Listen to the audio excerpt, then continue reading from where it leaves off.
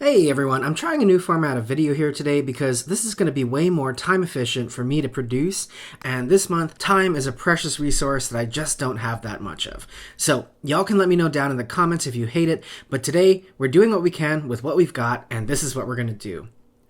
Now, we all know that the car market has turned into a disgusting cesspool of bad build quality, catastrophic engine failure, and astronomical prices, not to mention the appalling behavior of stealerships.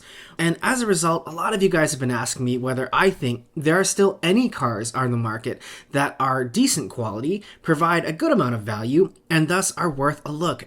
And I think that there are, and today we're going to be talking about 15 such cars that I still think offer a solid value proposition, or at least something unique in the market, and thus are worth a look here in calendar year 2025, and that means cars from both the 25 and 26 model years. Also, a quick note here up front, these are all going to be either internal combustion or hybrid vehicles, simply because I think the EV market is a completely different animal with all the incentives and insane lease programs and giant discounts out there. And for that, we'd need to do an entirely separate video. So let's get into 15 ICE and hybrid vehicles that I think are worth your consideration here in 2025. Chevy Trax.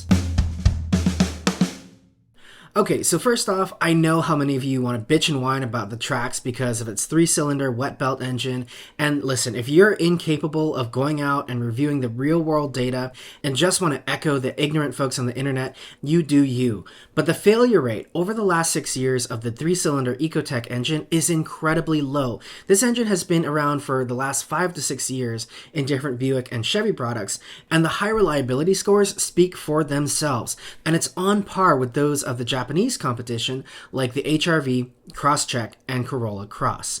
I did a video earlier this year about the Trax, and I walked away so impressed with the way that it performed and the quality of interior that you get for the low starting price of about $21,000. This is a cheap car for folks who want a new car with a new car warranty and simply can't afford to buy something like a Civic or Crosstrek, which is easily going to be $5,000 to $10,000 more than a comparably equipped Trax.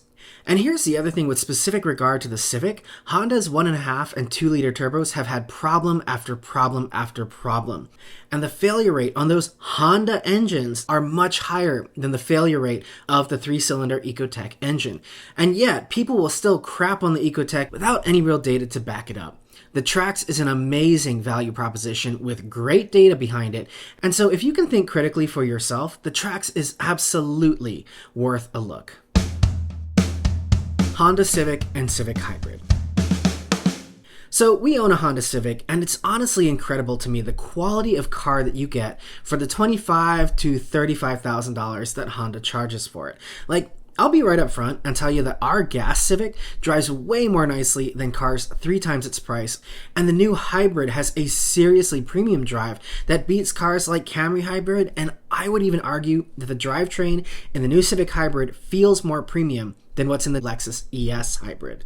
Now, of course, you don't get Lexus ES levels of appointment, but where Honda has Toyota beat in the hybrid department is in the smoothness and refinement of their hybrid drivetrain. Now, part of this is because Honda's hybrid system is primarily a serial hybrid, meaning that the wheels are mostly being driven by the electric motors, which leads to a less busy and more direct feeling drivetrain. In the compact class, the Civic blows most of its competition right out of the water. The only one that I think has a more premium interior is the Mazda 3, but the Civic has the Mazda 3 beat in every other way, including offering a hybrid. Even in our base model $23,000 Civic LX, we have a full soft touch dash pad, real metal trim along the dash, upholstery on the door and armrests, and automatic climate control. Move up through the range and you'll find things like dual zone automatic climate control, a full leather interior, and an absolutely outstanding Bose sound system. And while the Prius still offers more features and all-wheel drive, if it were between those two, I'm buying a Civic hatchback hybrid all day long. The only downside of the 25 refresh for the gas Civics, so that is LX and Sport, is we lost the incredible K20 C2 engine, which is what we have in ours, and I love the C2 because it is port injected, does not run on the Atkinson cycle, and still has iVTEC. The K20 C9, which replaced that, is direct injected, runs on the Atkinson cycle, motorcycle and lost VTEC. Subaru Crosstrek and Crosstrek Hybrid. So we just talked about the Crosstrek, and although it is $5,000 to $10,000 more than the Trax, it remains a great option, especially now that it can be powered by Toyota Synergy Drive. I love the Crosstrek for its outstanding value proposition, high reliability marks, and Subaru's legendary symmetrical all-wheel drive. The downside of the Crosstrek has always been Subaru's insistence on using a CVT, but now that that's been solved with the introduction of the Crosstrek Hybrid, which uses a modified version of Toyota's nearly indestructible planetary-style power split reduction gear set, this is a car that now has no downsides whatsoever.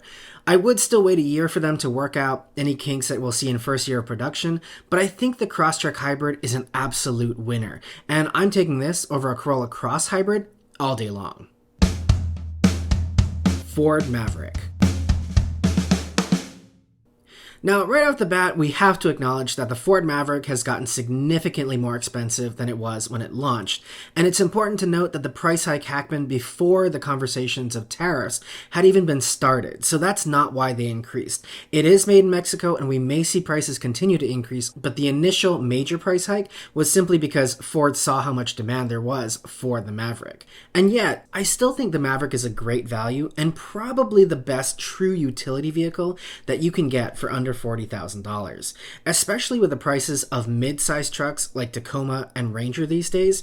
The Maverick presents an unbeatable proposition for those who want a pickup truck for all the utility that those vehicles bring, and yet don't want to deal with the inherent downsides of a traditional body-on-frame pickup.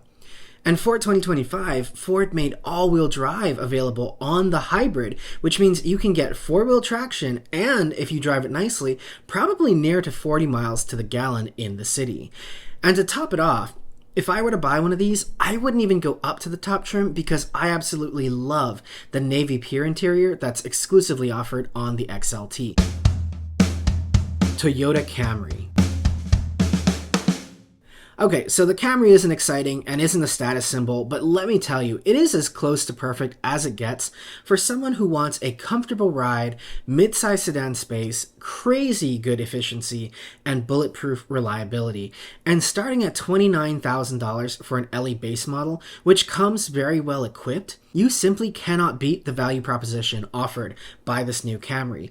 And although I just sang the Civic's praises, once you go above $30,000 for the Civic, you really have to think about whether you should buy a Camry instead, because the Civic Hybrid does get very expensive, especially in the top trims.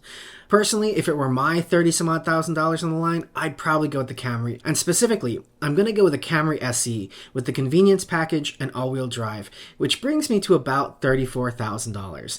And listen, for $34,000, you are not going to get a better or more practical car than the new Camry. The only reason not to buy the Camry is if you need to have an even marginally fun car. The Camry is not that. It's a great value and it'll run for years without issue. It's just not going to win any awards for style, and your friends might snicker at the fact that you bought a little Camry. But don't worry, because you'll be the last one laughing all the way to the bank as you drive your $30,000 car that'll run for 25 years and do 50 miles to the gallon for every one of those 9,125 days. Volkswagen Tiguan. Okay, right off the bat, this might be the first time that we're talking about a Volkswagen product here on this channel, and I can't guarantee you any kind of reliability here. Volkswagen Group products, which is Volkswagen, Audi, Porsche, Seat, Skoda, and a bunch of others, are as a whole always a gamble. Sometimes they're bulletproof, sometimes they're not. And sometimes even two cars with the same engines on the same platforms can differ in reliability. So how the new Tiguan will do in terms of reliability remains to be seen. However, it's on this list because for the first time ever, I like the way that the Tiguan looks. The first two generations to me always lacked that Germanic avant-garde design that the Volkswagen Group as a whole tends to do so well, and neither of them has aged particularly well to my eye. But this new generation Tiguan brings about an entirely new design language that is oddly similar to that of the also new Audi Q5. I mean, if you put the four rings on the front of the new Tiguan, at a quick glance, I don't think anyone would question it. And on top of that, I actually think that the Tiguan looks as nice on the outside and even nicer on the inside. So If you don't prioritize the reliability and resale that you get from a RAV4 or CR-V, go look at the Tiguan because this thing looks hot. Toyota RAV4. The RAV4 has to be on this list because the 2025 RAV4 and the outgoing 5th gen RAV4 is an outstanding value proposition. But at the time I'm publishing this, the 26 has just been unveiled, and I'm personally of the mind that it's worth waiting to see what the price of the new one is before you decide to wait for it, or not wait and buy a 25 instead. And while Toyota has been jacking up the prices of a lot of their trucks as of late, we have seen the Camry's price stay right about where it was before. And I imagine that Toyota knows it can't jack the price of the RAV4 up and risk alienating the buyer base that made it the best-selling car in the US.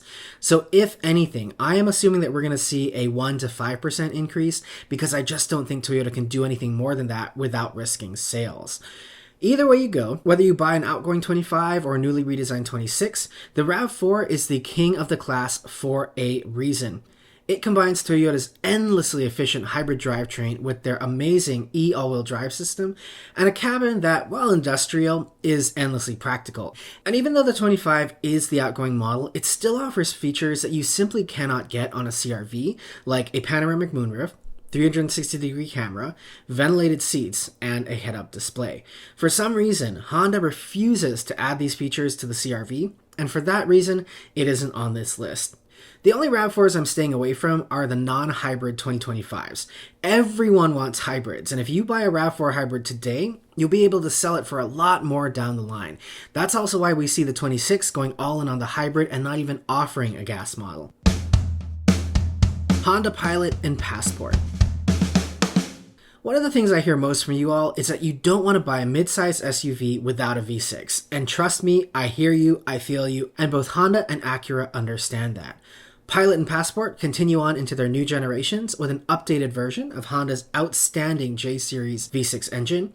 In these cousins, it's the J35Y8, which has lost VTEC but still retains the smooth and quiet power delivery that Honda's V6s are known for. As a result, Passport is now the only two-row midsize SUV to offer a V6, since the Murano, RX, and 4Runner have all gone to Turbo 4s. In the three-row midsize class, Honda remains the only Japanese automaker to retain a naturally aspirated six-cylinder, as Mazda CX-90 has a Turbo 6, and that thing has had engine and transmission issues up the wazoo. Now, I don't think the interiors of these two are as impressive as some of Honda's cheaper cars, nor are you going to find an interior like you'll find in the Mazda CX-90 or Palisade Calligraphy. But what Honda excels at is practical and durable, and that's exactly what you get with these two. It's also worth noting that in the case of the Passport, a fully loaded, top-trim Passport Trail Sport Elite maxes out at a full $15,000 less than a 4Runner TRD Pro or Trail Hunter. And although the Trail Sport Elite isn't going to be as capable as a TRD Pro or Trail Hunter, unless you plan to drive your Passport up the side of a mountain, most people are going to be just fine with what the Passport offers. And that's to say nothing about the unibody and V6 on-road driving dynamics, which will be, of course, orders of magnitude better than the 4Runner's body-on-frame construction and Turbo 4 drivetrain. Toyota Grand Highlander.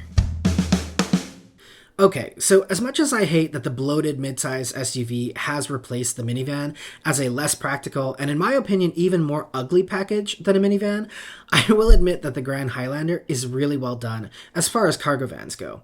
If I needed something like this, I would still buy a Sienna, but I get that the moms of Instagram don't want to be seen in a minivan.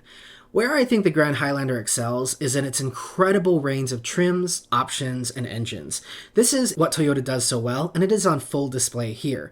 You want a no-frills cargo van? Buy the LE, which was just added for 2025. You won't get much in it, but you'll only spend $42,000. On the other end, you can go all the way up to the Platinum Hybrid Max for $60,000 and get what I really think is a more premium looking and feeling car with a better engine than a comparably priced TX 350. And in between the LE and Platinum Hybrid Max, you have absolutely every configuration, style, color, and of course engine options to choose from. The range starts with the standard A25A 2.5-liter i4 hybrid engine, which is shared with Camry, RAV4, and Sienna. Then you move up to the 2.4 liter turbo, which is shared with 4Runner, Tacoma, RX, Crown, and others. And at the top end of the range, you can add a hybrid to the 2.4 liter turbo, and that is what's called Hybrid Max, and that is shared with the Crown, RX 500, and TX 500. That would probably be my choice because I do think even at $60,000, you are still getting a lot of car for that amount of money. However, if you can't spend $60,000, you have choices at every price range in between. Ford Mustang. Back to Ford now for the Ford Mustang, and specifically we're talking about the Mustang GT. As V8 sports cars go, this is one of the last survivors. Really, your only other options are something like a CT5 Blackwing, a C8 Corvette, a BMW M4, a Lexus LC500, and RCF. Now, yes, you can get an IS500 for about $10,000 more than a fully loaded Mustang GT, but I don't really consider the IS500 to be a true competitor to the Mustang because Lexus kind of killed it by not upgrading anything beside the engine. Because it's only rear-wheel drive, it shares the same lazy 8-speed automatic as the IS350 rear-wheel drive, which completely neuters the amazing engine, and so for that reason, I don't consider the IS500 to be any kind of performance car. And compared to the true sporting competitors, the Mustang GT is about half the price of those others at retail, and discounts abound on Mustang GTs. As you probably know, we own one of these new S650 Mustangs, and we got our GT Premium with the active exhaust and 315 limited slip rear axle for just under $48,000. All the others are going to be $90,000 and up. And on top of that, the Mustang GT is faster to 60 than RCF and LC500 and about as quick as an M4 non-competition. And finally, with the Mustang Mach-E outselling the actual Mustang by a wide margin in 2024 and 25, I have a feeling it's only a matter of time before Ford decides that it's not even worth making the Mustang at all. And if Ford discontinues the Mustang, that's it. That is the end of the classic American muscle car. Lexus NX Hybrid. Now, you might be surprised to see the Lexus NX Hybrid on this list because if you've been with me from the start of this channel, you'll know that I own one and I sold it because I hated it. But it's on here because although it didn't meet my expectations, and I still don't really think it's deserving of the Lexus badge, it is still unique in the market as a premium hybrid compact crossover. The way to think about the NX350H is as the successor to the Toyota Venza. In other words, it's a RAV4 that's a little bit nicer all around. The interior lacks the luxury appointments and higher-end design that you'd expect from a Lexus branded product, and there are a lot of cheap plastics inside. Likewise, the engine is identical to what's in every Camry and RAV4 now for 2026, and as a result, you get a driving experience that is, unsurprisingly, identical to every Camry and RAV4. And that, for me, was the reason I sold mine. I would rather have spent $20,000 less to have a Camry or RAV4. However, the NX350H remains a unique offering in the premium market because none of its competitors offer a standard self-charging hybrid. The XC60 and GLC do offer plug-in hybrids, but no self-charging hybrid, and the X3 discontinued its plug-in hybrid and thus, for now, is only a gas model. And therein lies the benefit of the NX sharing a powertrain with the RAV4 and Camry. Like those two, it's bulletproof and incredibly efficient, and those are things that without plugging in a GLC or XC60, you're just not going to get from the European competition. And for that reason, I do still think that there is value to be had in the NX350H for folks who missed out on buying a Venza before it was discontinued. Just temper your expectations about the material quality and drive quality of any of these new Lexus products. Acura MDX. So we just got done talking about the Passport and Pilot, and now we come to the Acura counterpart based on the same platform with a very similar J-Series V6 engine. However, it is important to note that the MDX does use a different version of the J-Series V6 that does still have iVTEC because it's an older engine design than the Y8 found in Passport and Pilot. And here, I'd say Acura has succeeded where Toyota did not in terms of delivering a luxury car that looks and feels significantly elevated compared to the mainline product that it's based on. And here I'm talking about something like Crown Signia versus RX and Grand Highlander versus TX. The Lexus products are different, but not better. And like we said earlier, Honda excels at practical and durable in their Honda-branded cars. The MDX, on the other hand, offers an incredibly refined, high-quality cabin that still uses really rich materials. So you have really nice leather, real suede, and real wood trim. Unless you get the A-Spec, of course, which features real aluminum trim, and that's a really nice touch too for those of you who don't like wood trim. And then, of course, there's the Type-S, which loses half a liter of displacement, but adds 2 turbos and offers performance that I think is fitting of a $75,000 luxury performance crossover. And yeah, the RX 500h is a sort of competitor to it because it's the same price, but the RX 500h has a turbo hybrid 4 and just simply isn't as nice to drive as Honda's Turbo V6 with Acura's incredible super handling all-wheel drive. Nissan Armada. As you probably know, the Nissan Armada and its Infiniti QX80 cousin, both based on the global Nissan Patrol platform, are all new from the ground up for 2025, and although they have both lost the incredible Endurance V8, I still think that this is the full-size SUV that I would buy if I were in the market for one. If you haven't been following along with GM World, you might not know that GM is in the midst of a huge crisis involving the catastrophic failures of its 6.2-liter L87 V8 engine, which is in all 3 of the full-size GM SUVs, Tahoe, Yukon, and Escalade. And over in Toyota World, of course, they've also had a catastrophic engine failure crisis with the V35A twin-turbo V6, which is in Tundra and Sequoia. Now, Sequoia has never been included in those recalls officially. However, the Sequoia is undesirable for a number of other reasons, including packaging, poor design, and poor build quality. So that knocks the Sequoia out. And of course, we don't want to touch anything from Stellantis World right now because of their financial crisis and their reliability ratings. So that leaves the Armada. And the Armada, so far, has been trouble-free, and that might be because the VR35 DD-TT engine is from the same family of engine that Nissan and Infiniti have been using for decades. This is what people mean when they say that the Armada and QX80 are related to the GTR.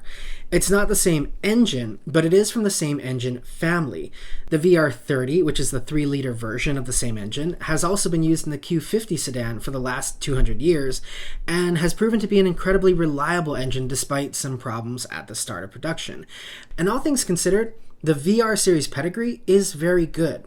On top of that, I think both the Armada and QX80 probably look the best in their class. I've had the chance to sit in a top-of-the-line Platinum Armada, and it's basically a QX80 for about $20,000 less, and the Armada has historically always undercut competition from Toyota and GM, delivering a high-quality product at a much lower price. You'll also find a much nicer and higher quality interior in the new Armada versus comparably priced Tahoes, Yukons, and Sequoias. The Wagoneer would be the Armada's primary competition in terms of cosmetic appeal, but like we said, I wouldn't touch a Stellantis product with a 10-foot pole because their reliability knocks the Wagoneer out almost immediately. The only thing that gives me pause about Nissan is their current financial situation. Even though they haven't been in the news lately, the company is still wading through incredibly troubled waters, and with a Honda merger seemingly off the table, the future of the company is in question, and I want more certainty than is available right now if I'm about to sink $70,000 of my hard-earned money into a car. Volvo XC90. Okay, I'll admit I'm a bit biased toward the XC90 because I owned one for 3 years and it remains to this day one of my favorite cars I've ever driven. And even though the design is 12 years old at this point, the XC90 still looks like one of the most avant-garde things on the road, with a design that strikes the perfect balance between classic and contemporary. Volvo was also one of the first, if not the first, to market with a mass production availability of plug-in hybrid drivetrains in the luxury space, which now account for a quarter of their sales. So while X5, GLE, and others do offer plug-in hybrid drivetrains, Volvo has the most experience and the most longevity with their T8, now Recharge, drivetrains. The big caveat with the XC90, like any European luxury car, is that this is not a car you buy, this is a car you lease. Hear me loud and clear when I say that you do not want anything to do with this thing once the bumper-to-bumper warranty expires and your lease term is up, because these things are expensive to buy, expensive to repair, and depreciate like rocks. So lease it for 3 years, and if you really like it, go lease another one. GV80 Coupe. Okay, before we get into this one, the same disclaimer I just gave about the XC90 being a great car to lease but not buy applies here too. Genesis resale and reliability have both been subpar, which isn't entirely surprising considering that the parent company is Hyundai Kia. Catastrophic engine failure just outside of warranty is basically a religious rite of passage over there. See everything with a Theta engine and the literal hundreds of lawsuits that Hyundai has been served over the years. And that's to say nothing about the Hyundai Kia Boys phenomenon and Kia continually getting caught with their pants down for not including the right security precautions in their cars. Thus, the GV80 makes for a great 3-year lease if you either can't afford a Cayenne Coupe or you don't want something German. It's stunning inside and out, and I really do think that the GV80 has Bentley-esque looks. I also am really surprised because the GV80 Coupe has a timeless and classic design that is so out of the norm for Korean brands. Hyundai and Kia are famous for doing trendy and redesigning their cars every 3 weeks, and yet the Genesis GV80 Coupe specifically, I think is going to age really well. Even as new versions of the GV80 come out, I still think that this is going to look really, really good. It's maybe not as classic and timeless as the XC90, but at least for the 3 to 4 years that you'll lease it, I think it'll still look really fresh.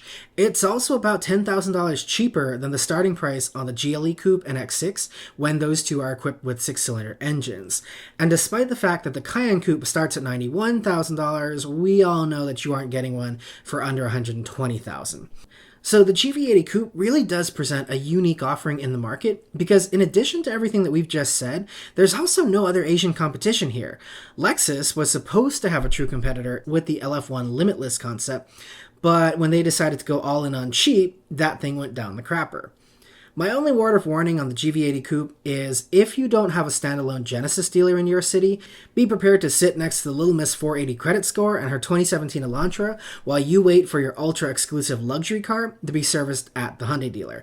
And by the way, don't be nasty, take pity on Little Miss 480 credit score because she and her Elantra are probably in there for engine failure. Again, that's just a rite of passage over in Hyundai world. Porsche Taycan and Audi e-tron GT. Alright guys, we're at the end of the list, and I know I said I wasn't going to talk about EVs, but these two I feel so strongly about that I had to throw them in here anyway, and they are the Taycan and e-tron GT. And yeah, I know, how can we be talking about a $120,000 EV on a list of cars that are supposed to be great value propositions, but hear me out. Because the majority of America still hates EVs, and the buyer base who would typically be able to afford a $100,000 car is pretty small, Taycan and e-tron GT often have huge discounts on them, and as a result, crazy cheap lease rates. Now, keep in mind, we're talking crazy cheap relative to what the lease rates would be on a $120,000 Cayenne or RS6 Avant. But still, it's not unusual for folks who really push the envelope to lease a standard e-tron GT for about $600 to $700 a month, or an RS e-tron GT for $700 to $800 a month. And although this is all about new cars, it is also worth mentioning that you can get a used Taycan or e-tron GT for around $50,000 to $60,000. In other words, you could have one of these, about 2 years old with maybe 15,000 miles on them, for the price of a new 4Runner SR5. That, to me, is a pretty great value proposition, even though we're talking about a $120,000 EV.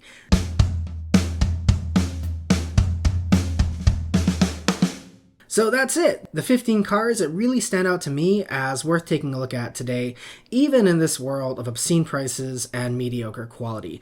I do still think that there are a few diamonds in the rough, and a lot of these cars may not be around for that much longer, and or they may see giant price hikes. So now is the time. If you've been putting off buying a new car, but you prioritize quality, value, reliability, now is the time to maybe start thinking about some of the cars on this list. And have I missed any cars on this list? Let let me know. I'd love to know what you think, and I'd love to know what you think about this format as well. I'm sure a lot of people are not going to like it because y'all didn't get to see me today, but that's okay because I'm not worth looking at anyway. So let me know what you think about all of this down in the comments, and or you can always shoot me an email at the email that you see here on screen. I love hearing from you all. So many videos like this one start as emails that I get to that email address. And with that, I will see you guys in the next one. Thanks for watching and take care.